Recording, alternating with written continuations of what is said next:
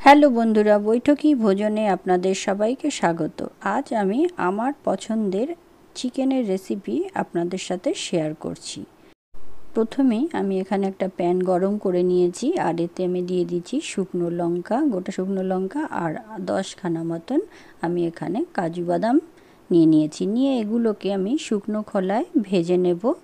2 থেকে 3 মিনিট এইভাবে ভাজতে থাকবো। তারপর যখন এর কালার চেঞ্জ হয়ে যাবে তখন বোঝা যাবে ভাজা হয়ে গেছে। ওই সময় আমি এগুলোকে তুলে মিক্সিং জারে নেব। শুকনো এইভাবে আমি পেস্ট করে নিয়েছি, ড্রাই পেস্ট। আর এর মধ্যে দিয়ে দিলাম আমি 2খানা বড় সাইজের টমেটো। এগুলোকেও একসাথে আমি এইভাবে পেস্ট করে রেডি করে নিয়েছি। আর এরপর প্যানে দিয়ে দিলাম আমি সাদা তেল। এর মধ্যে আমি এখানে দিয়ে দিচ্ছি 2টো দারচিনি আর 2টো এলাচ। 2 থেকে 3 সেকেন্ড এলাচগুলো ভাজার পর একটা খুব ভালো সেন্ট বেরোবে। তারপর এর মধ্যে আমি কুচিয়ে রাখা পেঁয়াজগুলো এতে দিয়ে দিলাম। পেঁয়াজটা ভাজার সময় গ্যাসের ফ্লেমটাকে মিডিয়াম করেই ভাজতে হবে। আর আমি পেঁয়াজগুলো এখানে গোল্ডেন ব্রাউন করব না। আর এখানে আমি দিয়ে দিচ্ছি আদা রসুন বাটা 1 চামচ, এর মধ্যে আমি দিয়ে দিলাম। এগুলোকেও খুব ভালোভাবে মিশিয়ে দেব, পেঁয়াজের সঙ্গে হালকা করে ভেজে নেব এইভাবে। আর তারপর দিয়ে দিচ্ছি এখানে পরিমাণ মতো নুন আর হলুদ গুঁড়ো দিয়ে দিলাম। আর দিয়ে দিচ্ছি কাশ্মীরি লঙ্কার গুঁড়ো। এখানে আমি লাল লঙ্কার গুঁড়ো দিচ্ছি না। আর দিয়ে দিলাম আমি এখানে ধনে গুঁড়ো। যেহেতু আমি এতে শুকনো লঙ্কা ভেজে দিয়েছি পেস্ট করে, তাই আমি এখানে আর শুকনো লঙ্কার গুঁড়ো ব্যবহার করছি না, তা নাহলে খুব বেশি ঝাল হয়ে যাবে। পেঁয়াজটা হালকা ভাজা হয়ে এলে এর মধ্যে আমি পেস্টটা করে রেখেছিলাম কাজু বাদামের, সেটা এর মধ্যে মিশিয়ে দিলাম। সবগুলো মশলাকে একসাথে বেশ 2-3 মিনিট মতন এভাবে ভেজে নেব। আর এতে দিয়ে দিলাম আমি মিক্সিং জারের বাটিটা ধুয়ে সেই জলটা আমি এতে মিশিয়ে দিয়েছি। সবগুলো আরও কিছুক্ষণ মশলাগুলোকে এইভাবে কষিয়ে নেব।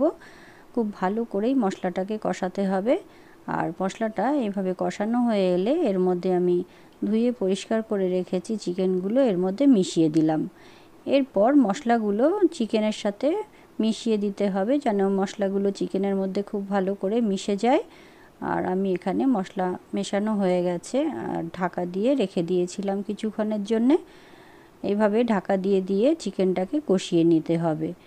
আঁচটা এই সময় কমেই রাখবো। আর আমি জল গরম করে রেখেছিলাম, এখানে আমি 1.5 কাপ জল এর মধ্যে ব্যবহার করব। এখন আমি 1/2 কাপ দিয়েছি এতে জলটা।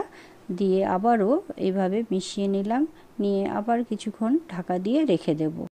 বাকি যে জলটা ছিল আমি এর মধ্যে দিয়ে দিয়েছি।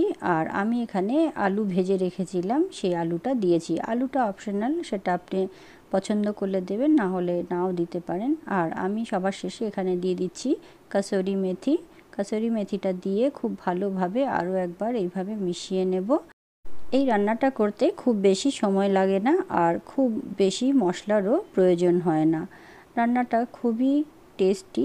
একবার অবশ্যই আপনারা বাড়িতে ট্রাই করে কমেন্টে আমাকে জানাবেন কেমন হয়েছে।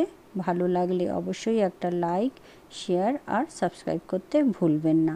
আর পাশে থাকা বেল আইকনটাকে প্রেস করে রাখবেন, যাতে নতুন নতুন ভিডিওগুলো সবার প্রথমেই আপনার কাছে পৌঁছে যায়। ধন্যবাদ।